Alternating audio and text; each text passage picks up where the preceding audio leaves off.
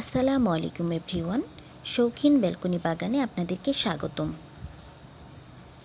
আজ কথা বলবো কিভাবে টবে ধনিয়া চাষ করবেন।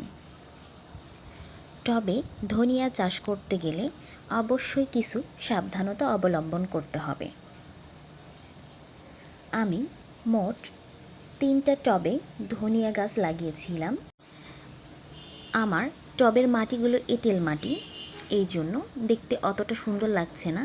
আলহামদুলিল্লাহ 80% গাছ হয়েছে।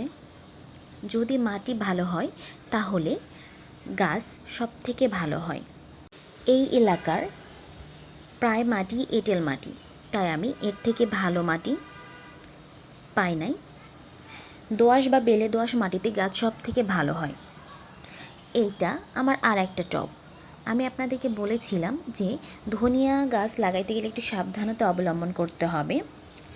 সেটা হলো, আমি যখন এই টবে পানি দিই তখন পানির ধাক্কায় আমার গাছগুলো মারা যায়।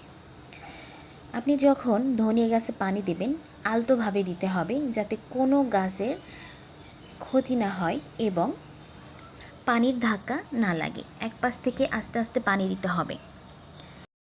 চলুন তাহলে এবার জেনে নেওয়া যাক আপনারা কিভাবে বীজ বপন করবেন।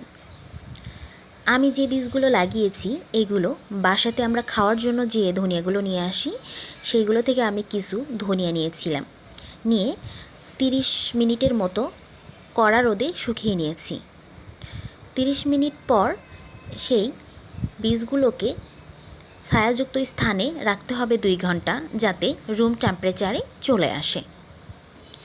এরপর যখন রুম টেম্পারেচারে চলে আসবে আপনারা একটা পাত্রে পরিষ্কার পানি নেবেন। পানিতে ধনিয়াগুলোকে 15 থেকে 16 ঘন্টা ভিজিয়ে রাখবেন।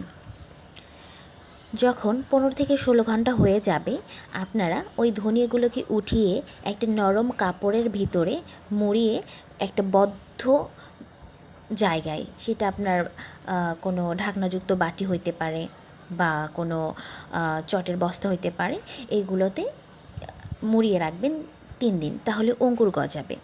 আমি যেটা করেছি, আমি ওইভাবে না করে আমি ধনিয়াগুলোকে পানি থেকে উঠিয়ে টবের ওপরে ছড়িয়ে দিয়েছি। ধনিয়াগুলোকে ছড়িয়ে দেওয়ার পরে পাতলা মাটির আবরণ দিয়েছি, যাতে বীজগুলোকে না দেখা যায়। বেশি মোটা করে দেওয়া যাবে না, পাতলা করে দিতে হবে। এরপর পানি স্প্রে করে দেবেন, একটি স্প্রে বোতলের সাহায্যে পানি স্প্রে করে দেবেন, তাহলেই হয়ে যাবে। আমার গাছের বয়স 14 দিন। 14 দিন পর আমার গাছের অবস্থা।